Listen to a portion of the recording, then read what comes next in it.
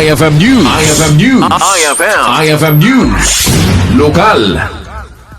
Nakatutok iti Environment and Natural Resources Office sa iti gobyerno probinsyal ti panang patalin na edda ti kinadalo sa ti aglawlaw ng runa iti Ferdinand Edralin Marcos Memorial Stadium kabayatan ti Little League of Philippines.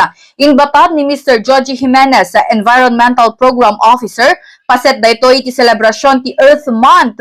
Kadua da iti barangay ranger officers when da iti bros kanda dumapay nga empleyado iti provincial government of Ilocos Norte tapno masigurado anadalo sa iti pagayayaman kan may pakita kara iti bisita ti kinadalos ti probinsya.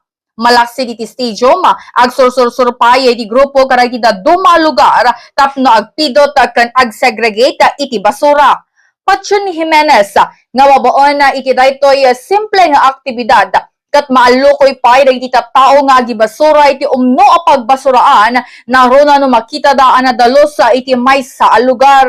May naig iti raytoy inalukoy na iti publiko ang makipagpaset iti Earth Month celebration babaon na iti panang taripatok wenno panang tagiben iti aglawlaw.